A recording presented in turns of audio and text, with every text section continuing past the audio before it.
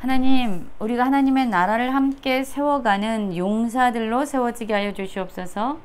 예수님 이름으로 기도했습니다. 아멘. 오늘의 말씀은 역대상 11장 20절부터 47절까지의 말씀입니다. 말씀을 함께 살펴보시기 전에 개인적으로 말씀을 읽으시고 묵상하는 시간 가지시기 바랍니다. 오늘의 말씀은 다윗을 도와서 하나님의 뜻을 이루며 하나님의 나라를 세워가는 용사들의 이름에 대해서 기록하고 있습니다. 11장 20절입니다. 요압의 아우 아비새는 그 3명 중 우두머리라. 그가 창을 휘둘러 300명을 죽이고 그 3명 가운데 이름을 얻었으니 그는 둘째 3명 가운데 가장 뛰어나 그들의 우두머리가 되었으나 첫째 3명에게는 미치지 못하니라 라는 말씀으로 시작하고 있습니다. 아비새는요, 아주 뛰어났기 때문에 존귀한 이름을 얻은 용사였습니다. 가장 뛰어나다라는 말이 아비새에게 사용되고 있습니다. 그러나 가장 뛰어난 자였음에도 불구하고 첫째 3명에게는 미치지 못하니라 라고 말씀하고 있죠. 그렇습니다. 우리 중에 어떤 사람들, 아니 우리 모두가 그렇죠. 어떤 부분에 대해선, 어떤 영역에 대해서는 아주 뛰어난 능력을 가지고 있지만 또 어떤 부분에 대해서는 미치지 못하는 부족한 영역이 있습니다.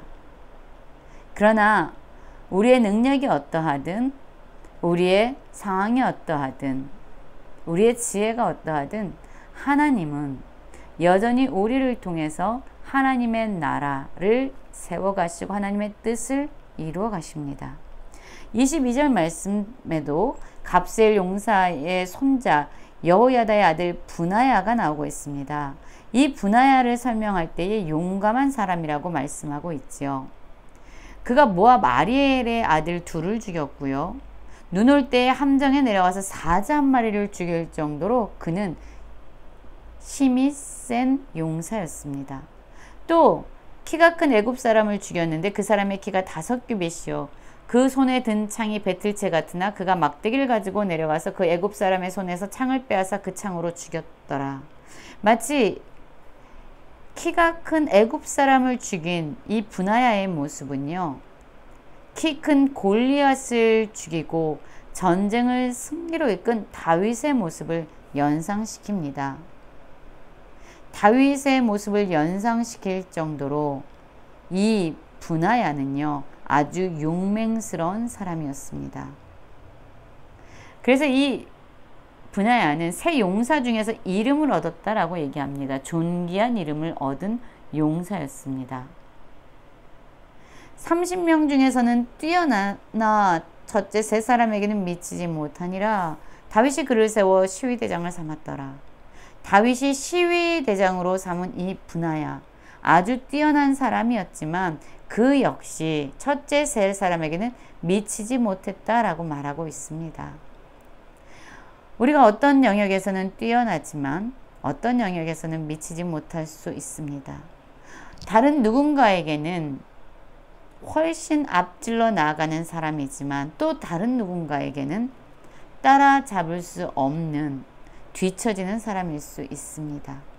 그러나 우리의 모습이 어떠하든 우리의 능력이 어떠하든 하나님은 우리를 용사로 부르시고 하나님의 나라를 함께 세워가고 있습니다. 26절부터 보면은요, 여기서도 다윗을 도와 하나님의 나라를 이루는 용사들의 목록이 기록되어져 있습니다. 그런데 이 사람들의 이름을 보면은요, 참으로 다양한 지역에서, 다양한 지파에서 다윗을 돕기 위해서 온 사람임을 알 수 있습니다.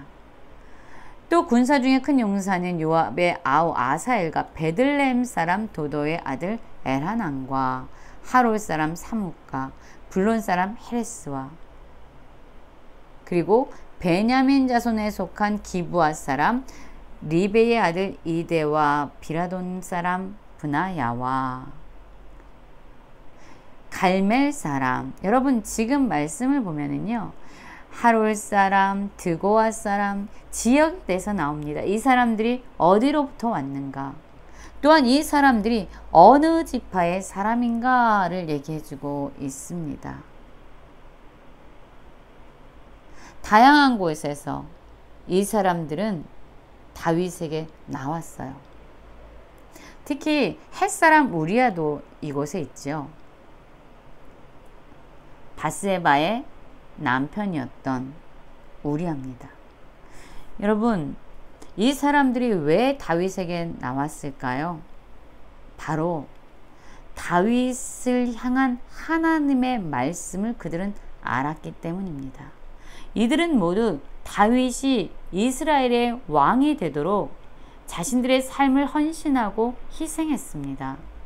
그것은 쉬운 일이 아니었습니다. 위험을 감수해야 됐고요. 손해를 감수해야만 하는 일이었습니다. 그런데 왜 이들은 다윗이 이스라엘의 왕이 되도록 돕는 일에 헌신했던 것일까요? 바로 다윗을 향한 하나님의 말씀을 함께 성취하기 원했기 때문입니다. 결국 이들은 다윗을 도우러 왔지만 실상 다윗을 향한 하나님의 말씀, 그 말씀이 이들을 다윗을 돕는 자들로 세워갔던 겁니다. 여러분, 우리는 무언가를 돕고 어떤 일을 섬길 때에 그 동기, 그 이유가 무엇입니까? 내가 힘이 세서 능력이 많아서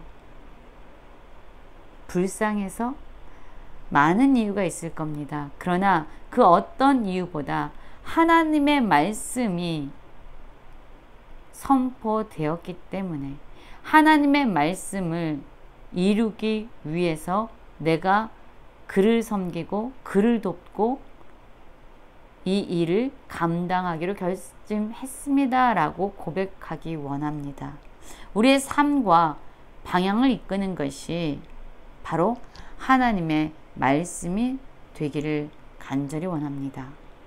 자, 이 많은 사람들이 다윗을 도우러 나왔지요. 다윗을 향한 하나님의 뜻을 이루기 위한 것입니다. 그렇다면 오늘 우리가 섬겨야 될, 우리가 도와야 할 다윗은 누구일까요?